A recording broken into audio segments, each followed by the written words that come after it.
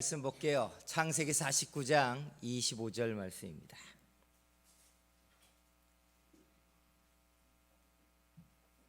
창세기 49장 25절 말씀, 이제 말씀 봉독해 드립니다.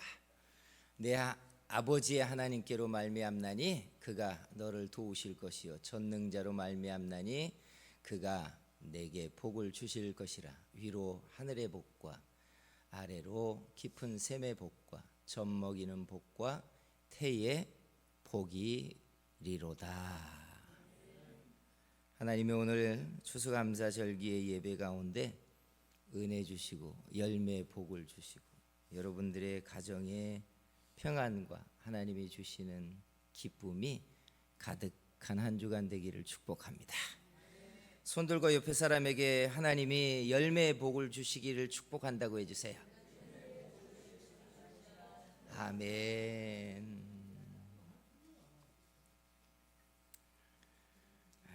우리가 추수감사절을 지내면서 결실을 하나님께 감사하는데, 이것은 이 땅에서 하나님의 열매가 되어 천국의 결실을 해야 되는 우리의 신앙의 예표 중에 하나입니다. 우리는 결실로 감사하고 하나님은 우리가 결실이 되어야 기쁨이 되는 게 신앙이에요. 그러니까 가을의 결실로 인하여 우리의 삶이 풍요로워지고 감사하지만 이게 이 땅에서 하나님의 열매가 돼서 천국의 결실로 하나님의 영광이 되는 예표구나 하는 걸 생각해야 돼요. 가을의 감사와 기쁨처럼 우리 신앙이 결실해서 하나님의 나라에 하나님께 영광이 될 줄 믿습니다. 그런 의미에서 하나님의 복을 우리가 생각할 때 우리에게 본문에 보면 하늘의 복을 등장시키고 있어요. 우리가 흔히 아는 말로 하늘의 신령한 복과 또 뭐가 있어요? 땅에 기름진 복이라고 말하는. 그래서 정확하게 에베소서 1장 3절에 보면 그리스도 안에서 하늘에 속한 모든 신령한 복을 너희에게 주길 원한다 라고 말해요. 우리가 받는 복 가운데 하늘의 복이 뭔지 알고 계십니까? 땅에 기름진 복이야 결실하는 모든 삶의 질을 결정하는 것이라는 건 아는데 하늘의 복이 뭘까? 능력인가? 신령한 은사들인가? 뭐 그런 것도 신령한 하나님의 복의 울타리에 포함되겠지만 하늘의 신령한 복의 시작부터 끝까지의 가장 큰 핵심은 바로 이겁니다. 마태복음 16장 17절에 보면 베드로가 신앙을 고백한 적이 있어요. 주는 그리스도시요 살아계신 하나님의 아들이시니이다 했더니 17절에 예수님이 이렇게 말합니다. 시몬아 네가 복이 있도다. 이를 네게 알게 하니는 혈육이 아니요 하늘에 계신 내 아버지시니라.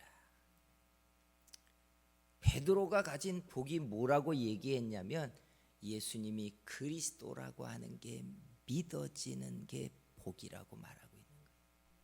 그래서 줄여서 말하면 하늘의 신령한 복의 알갱이, 그건 결국 믿음이라는 이야기입니다.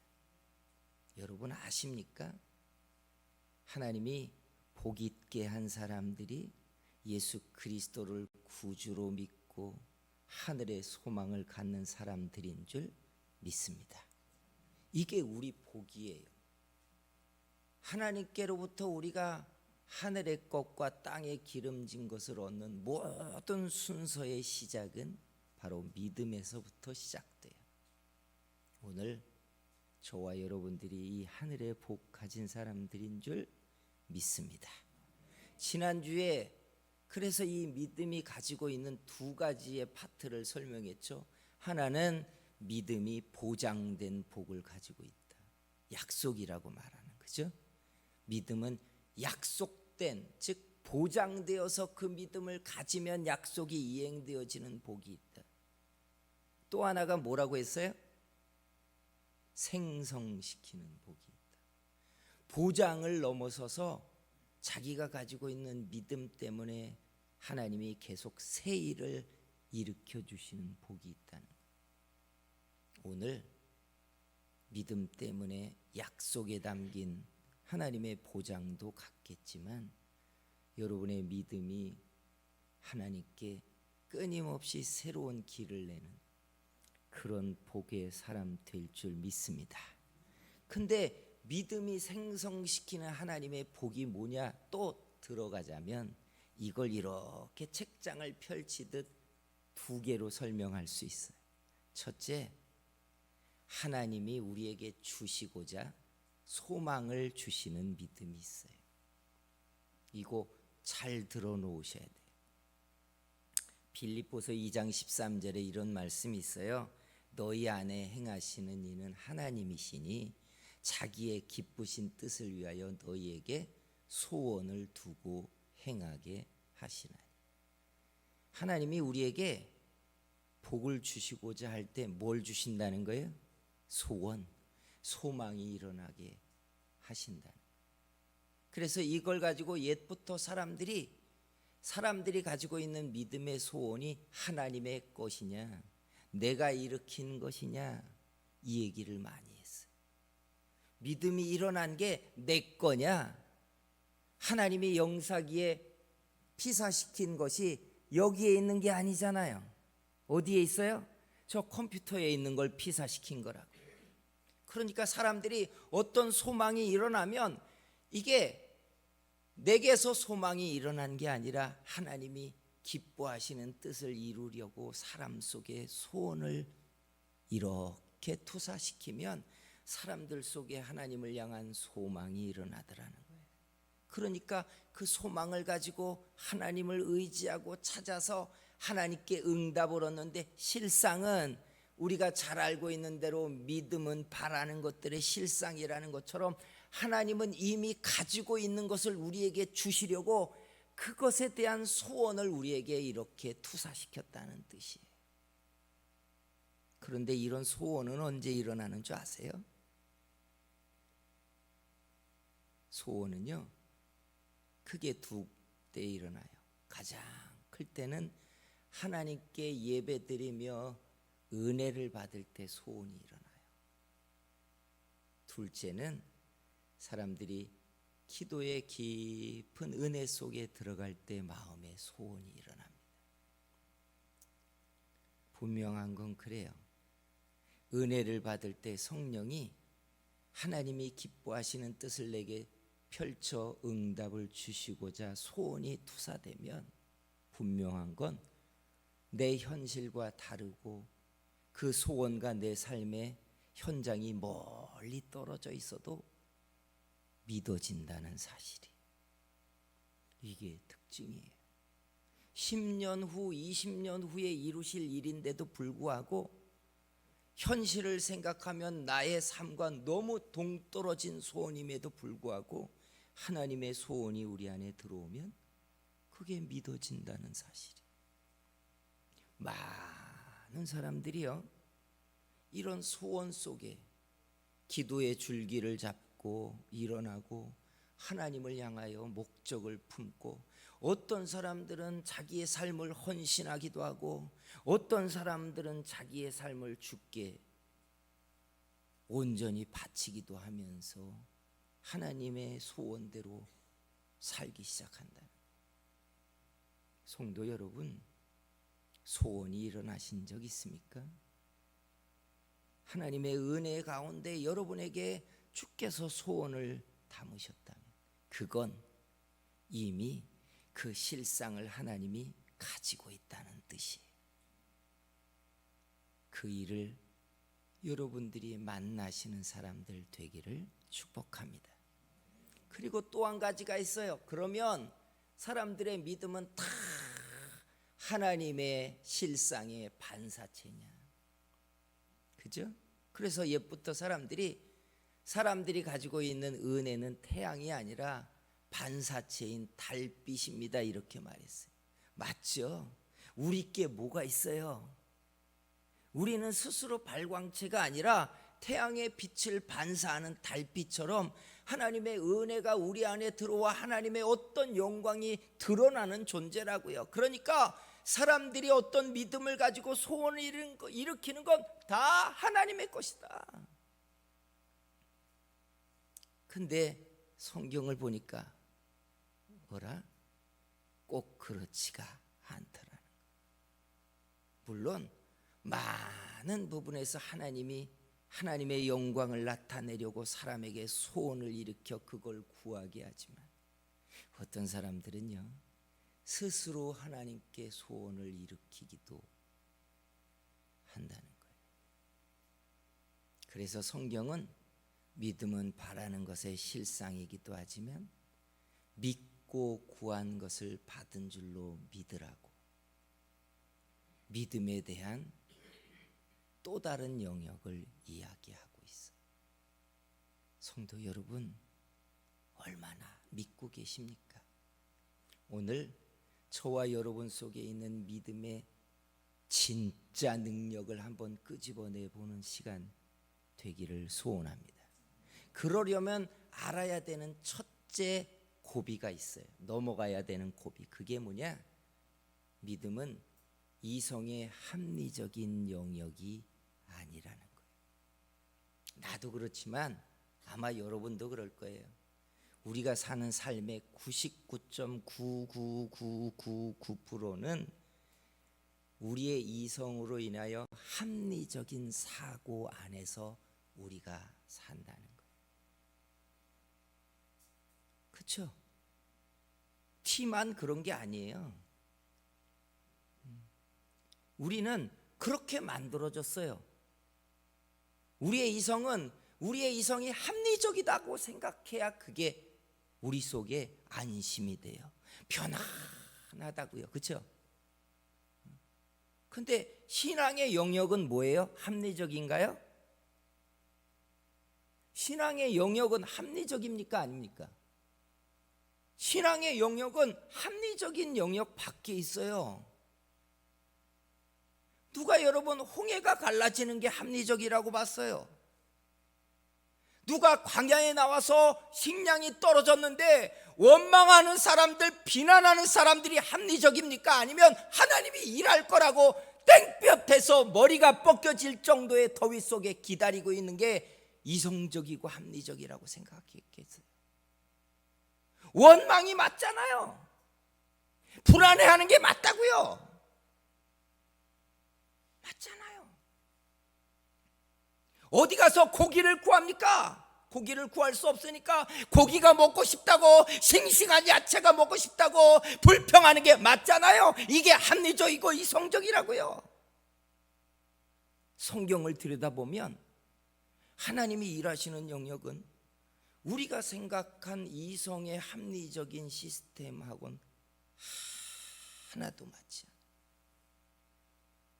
나사로가 병들었는데 예수님이 죽기 전에 오셔야 되는 게 합리적이잖아요. 그것 때문에 낙심해서 예수님이 오셨다고 하는데 나가보지도 않고 있는 마리아가 나쁜 겁니까? 아니잖아요. 합리적인 사고는 사람을 보냈으면 예수님이 쫓아와서 나사로가 죽기 전에 안수해서 살려주시는 거예요. 그런데 예수님 안 가십니다. 심지어 죽어서 장사를 치르고 나흘이나 지났대요. 아무도 이성적이고 합리적인 사고로는 하나님이 나사로를 살릴 것이라고 믿지 않습니다. 성경을 들여다보면요, 우리의 시스템하고는 너무 달라요. 그러니까 여러분, 우리가 믿는 게 어떻게 믿는 줄 아세요? 나도 내가 믿는 걸 가만히 제3자가 되어서 객관적으로 내가 어떻게 믿고 어떻게 구하는가를 이렇게 책상 위에 올려놓듯 내 기도를 올려놓고 볼 때가 있어요. 그리고 내 믿음 없는 것 때문에 부끄러울 때가 있어요. 하나님은 말로 고백하기를 천지를 창조하시고 무소부지하시고 하나님의 못할 것이 없다고 말하지만 내가 하고 있는 기도와 신앙은 내 이성의 사고에서 합리적인 방법으로 내가 생각할 수 있는 응답을 하나님께 구하고 있다. 여러분은 어떠세요? 돈 없으면 초라하고 병들면 인생이 괴로워지고 낮아지면 죽을 것 같고 지위를 잃어버리면 아무것도 아니고 이게 사람들이 생각하는 세상의 이성적인 시스템입니다. 하나님은 그렇지 않다고 말합니다. 분명히 여러분 우리가 넘어가야 될 고비가 이거예요. 믿음은 이성의 합리적 영역 밖에 있습니다. 그리고 놀라운 것은 우리가 이성으로 합리적인 시스템이라고 생각하는 이 규모를 하나님이 지으셨다는 사실이에요. 그러니 우리끼리는 이렇게 말해요. 하나님이 지었으니까 합리적으로 생각하고 합리적인 시스템으로 사는 게 맞지 않습니까? 이게 맞는데 왜 성경은 그렇게 안 하냔 말이에요. 성경의 역사는 왜 그렇게 안 하셨냔 말이에요. 나사로가 죽기 전에 와야죠. 광야 40년을 행할 거면 생량 준비하라고 했어야죠. 홍해 앞에 갈 거라고 말해야죠. 여리고를 이런 식으로 내가 정복할 거라고 말해 주셔야죠. 하나도 우리의 시성으로는 받아들일 만한 게 별로 없어요. 예수님이 16살 반 된 어린 처녀 마리아에게서 동정녀 탄생을 하셨다고요? 부활하셨다고요? 승천하셨다고요? 그러니까 사람들이 말합니다. 이건 그냥 신앙의 영역이라고. 신앙의 영역이래요. 아니요. 이건 처음부터 하나님의 영역이에요. 믿으십니까? 근데 우리는 하나님의 영역처럼 살게 만들어 놓지 않고 우리의 이성이 합리적인 사고를 하는 낮은 레벨의 단계로 우리를 내려놨다는 사실이에요. 사랑하는 성도 여러분, 그래서 믿음은요, 세상에 오갈 데 없는 사람들이 마지막으로 붙잡고 씨름하는 게 아니라 하나님이 세상이 살아가는 합리적인 이성적 시스템보다 훨씬 큰 원래 하나님이 일하는 세계에 특별한 하나님의 은총이고 복이라는 사실이에요. 하나님을 믿으시기를 축복합니다. 우리의 생각과 우리가 평생을 살면서 알고 있는 합리적인 것보다 훨씬 큰 역사와 능력이 하나님께 있고 하나님은 그걸 믿음으로 연결시켜 놓고 있다는 사실이에요. 믿음이 하늘의 복인 줄 믿으시기를 축원합니다.